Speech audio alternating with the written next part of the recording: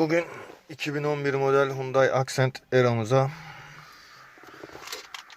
şöyle bir USB portu aldık. Şöyle göstereyim. O aparatı. Şöyle içinden 2 tane papucu da çıkıyor. Böyle bir USB portu. Sürekli oraya çakmaklık takıyorsun. Temassızlık yapıyor falan filan. Çok baş ağrıtmaya başladı. Ben de böyle bir çözüm buldum. Şimdi burada normal çakmaklığımız var. Bir de yanında 12 volt çıkışı yapmışlar. Biz bu çıkışı değiştireceğiz. Bunu onun yerine takacağız. Bakalım nasıl takacağız. Onunla alakalı bir video çekelim dedik.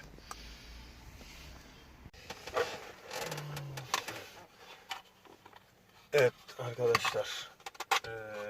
Çakmaklığımızı yerinden söktük. Burada kablolar mevcut. Bir adet güç kablosu. Burada soketi mevcut. Ben daha önceden bu ayak altı aydınlatma için oradan ışık, elektrik aldığım için şu an öyle. Normalde böyle bir kablo yok. Ayak altı aydınlatma kablosu için almıştım bunu. Ki güzel de oldu. Şimdi bunu direkt yanından açıp artı eksi şeklinde bu yeni aldığımız aparatı takacağız. Şöyle bir durum var. Hyundai'nin orijinal ebatı buna uymadı. Bu bir tık daha geniş. Universal yapmamışlar muhtemelen. O yüzden burayı biraz genişletmek durumunda kaldık. Burayı genişlettik. Şimdi yerine geçiyor. Şu kapağı kullanmayacağım diye düşünüyorum. Bunu sökelim. Gerek yok diye düşünüyorum. Her zaman gözüksün, ışıkları yansın. Bu şekilde yerine takıyoruz. Arkada çok basit bir sıkma aparatı var. Nerede?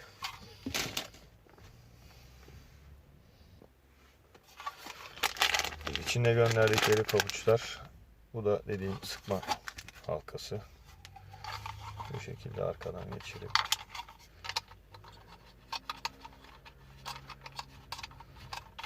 sıkıyoruz yerine.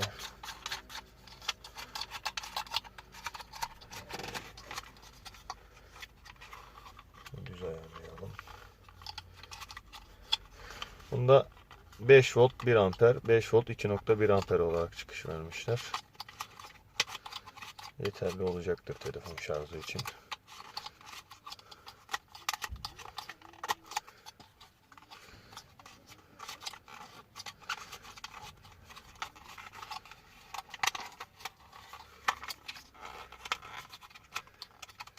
Tabii bunu takacağınız araca öncesinden bakıp arka tarafının da sonuçta bu kadar derinlikte müsait yer var mı veya genişletmek için müsait mi diye önceden bir bakmak gerekir. Ürünün linkini aşağıya eklemeye çalışacağım. Oradan bakıp sipariş verebilirsiniz. LED renkleri de var. Atıyorum burası turuncu, yeşil, sarı, kırmızı. Benim arabanın içi bu kendi orijinal konsolla mavi olduğu için ambiyansı. Ben mavisini aldım. Umuyorum ki yanlış göndermediler. Mavi yanacak. Bunu şimdi yerine sıktık. Şimdi hemen dediğim gibi daha önceden zaten bir kablo almıştık. Buna hemen şu papuçları uyarlayacağız.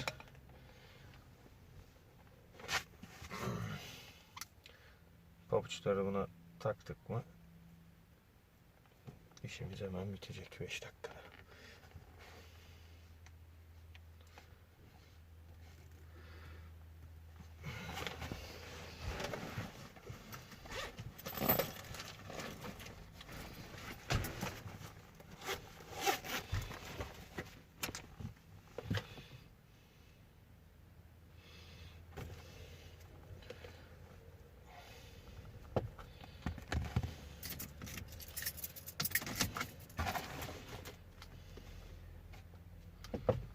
Kablomuzu hiç kesmeden aradan ekleyelim.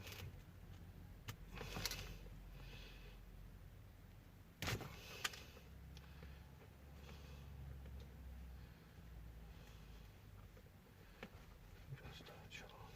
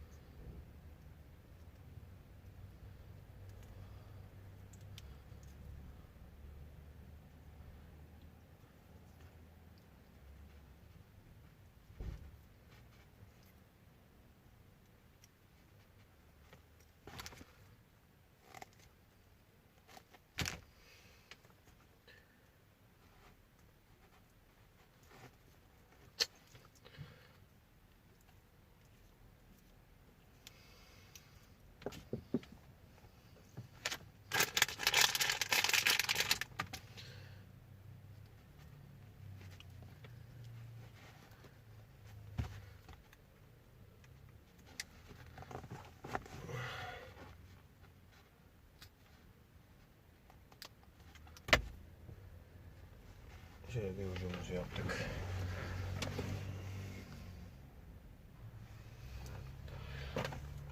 Şöyle ikinci kablumuzu da hemen yapalım.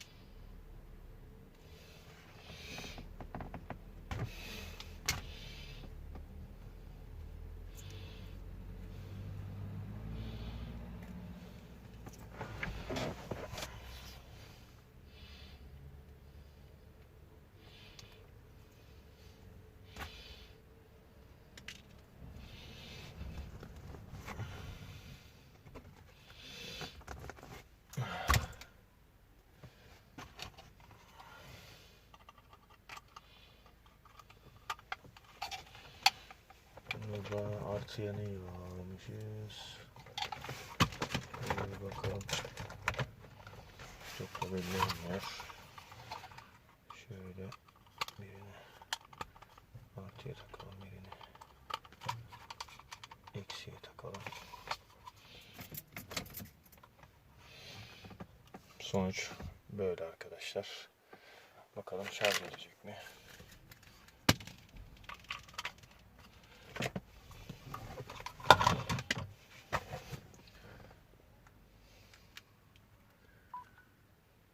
Şarj ediyor. Gayet güzel ve başarılı bir çalışma oldu. Hemen bunu yerine takalım. Çakmakla soketine geçirelim.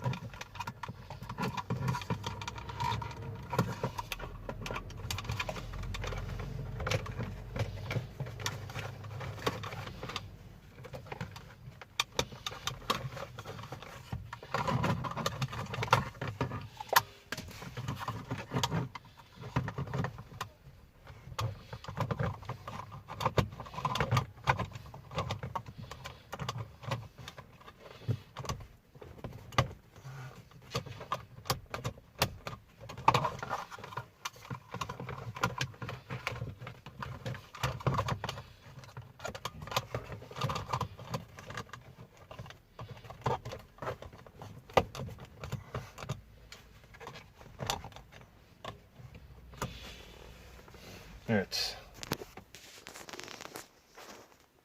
Bu kadar basit ve güzel oldu bence. Artık direkt çakmaklıkla uğraşmadan bu şekilde şarjımızı sokup direkt telefonumuzu şarj edelim.